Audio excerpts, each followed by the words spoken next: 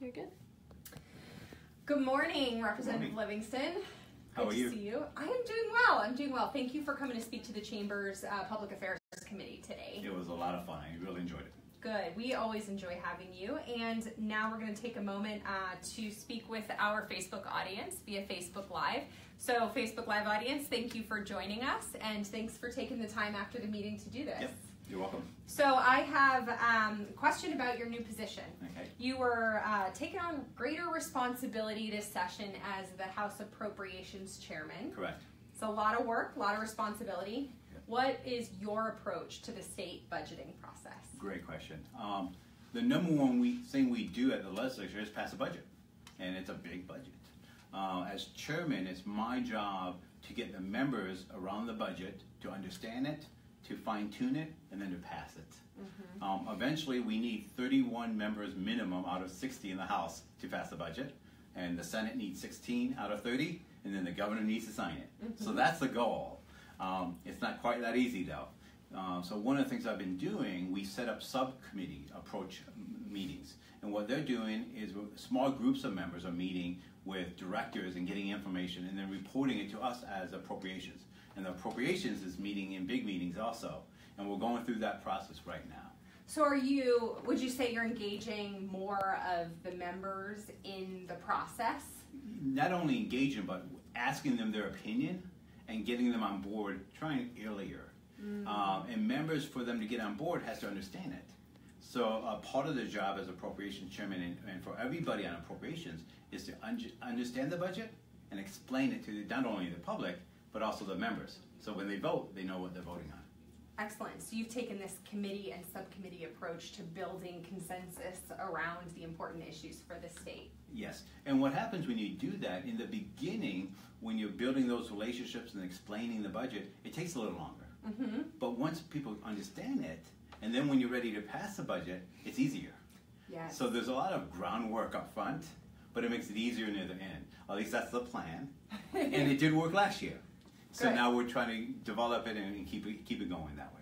Yes, that makes a lot of sense to me as a former teacher. Get as much groundwork done up front, Right. and then by the time you need to make the decision, everyone understands what they're voting for and their issues have been heard. And if you understand the rules, you know how to play the game. Absolutely, absolutely. Well, I look forward to the budget that gets passed this session for sure. Now, moving to an issue that's probably going to stick a little bit in the budget process. The Arizona Chamber of Commerce was extremely supportive of the federal tax package that was passed. Great bill. Now that has put our lawmakers, like you, in the position of having to determine how to do tax conformity for the state of Arizona for the federal package. That's right. Now, could you explain how that works? What does that actually mean? Because we hear the word a lot, but not everyone understands. And then B, what do you think's going on there, or what would you like to see? So I'm spending a lot of my time on that. I need my geeky side of me and the budget to kind of get into that. What it means, though, the tax package that was passed in December on the federal level is so big and affects everybody in every state and every company and every individual. You have to understand the federal package first. Mm-hmm. And when it's being implemented, and then we have to look at how that affects the state of Arizona.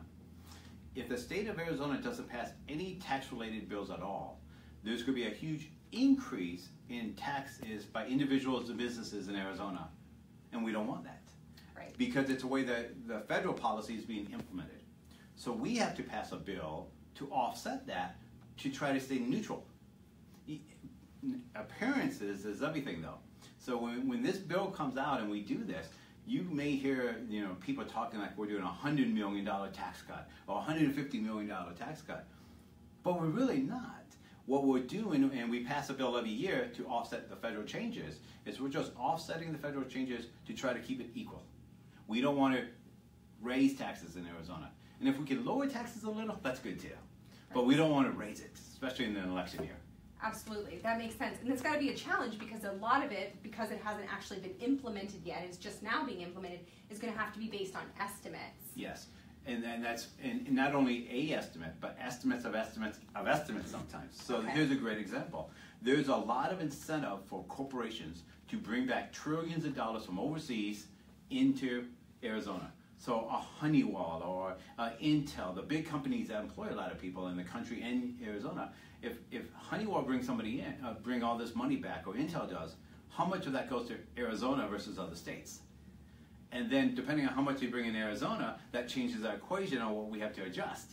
I see. So we're doing an estimate on what they're going to do, and maybe Intel hasn't decided yet. Wow. But we still have to do something. So there's a lot of variables to this process. And that's why the number crunching behind the scenes I kind of like, but it's really complicated. That's one of your favorite parts. That's what I've heard. Yeah, that's a geeky side of me. That's a technical side of me. Well, I'm grateful that you're there doing it. Somebody has to. That's what they tell me. I'm like, give me the basics, define conformity, and that's all I can handle. Yeah. So thank you. That I know is going to take a little bit longer because of all those estimates upon estimates. Yeah. But do you think that will happen in a relatively quick fashion, a long fashion? How long will it take? The goal is before May 1st. Okay. We have the tax package and the budget completely done. Okay. And we're done with session, we sine die, and we go out and we run for the elections in 2018. Excellent. It is an election year. It is an election year.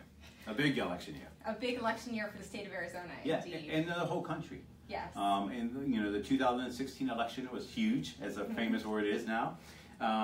And I don't see that much change in Arizona. I think it's huge. Huge. Sorry, yeah, there you go. You're right. But we're going to have change. We always have change. Okay. And some good, some bad, but we always have change. Excellent. Last question. I know this is an area that you particularly enjoy. You have been instrumental in lowering the insurance premium tax in the state of Arizona. How did that become an area of interest to you in the overall Arizona economy? Okay, great question. Currently, I'm also the chairman of Banking and Insurance Committee. Okay.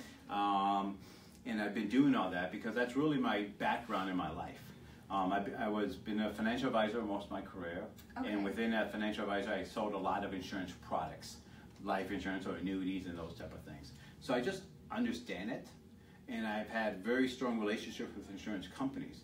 What a lot of people in Arizona doesn't know is we have lots of insurance companies in Arizona, and they employ a lot of people with high pay and great benefits. Insurance companies have some of the best benefits of all companies out there. So we are doing everything we can to attract more insurance companies here and expand their businesses. And to do that, we've lowered their tax rate a little. We lowered the percent they pay, but what happened is because they're growing so fast, the revenue we collect from them is still going up. Interesting. So I look at it, it's a win for the state because we have more jobs. They look like it, they're happy, and they're coming here because they're paying a lower rate than they would in another state. So it's an incentive to grow. It ultimately benefits the state of Arizona from a revenue perspective. Correct. And it's more jobs for Arizonans. Yeah, and good jobs. And these are the type of jobs that economies always go up and down and up and down. The insurance industry is kind of boring and flat, and it just grows. Yeah. So these are the long-term jobs we really need. Boring can be fantastic when that means stable. It makes it easier when you do budgets, that's for sure. Especially when you have to do estimates on estimates. That's right. It's got to be difficult. Yeah. Excellent. Well, and then, final question. How are you doing? How are you doing personally? Things going well? It's very busy. I can imagine. These dual roles and dealing with budgets, I have to meet with a lot of different people, and I do that on purpose because I want to hear, like if we have a bill, I call it looking at a coin and seeing both sides of it. Mm-hmm. I like to hear both sides of who's for it and who's against it and why before I vote on something. And I have to understand it before I can ask another member to understand it. So I just do a lot of meetings, meeting people and understanding what their views are. Not saying I can agree with them or even do what they want, but if I understand it, and then I can consider it. Excellent. Well, that's the most important thing I think any legislator can do. I have to admit, you're one of my favorites. No, thank you. In the Arizona legislature, so thank you for allowing me to give you a few questions. Yeah. Thanks for speaking to our Facebook Live audience, and I hope you have a fantastic rest of the session. 2018 is going to be a great year. It is. Thank you.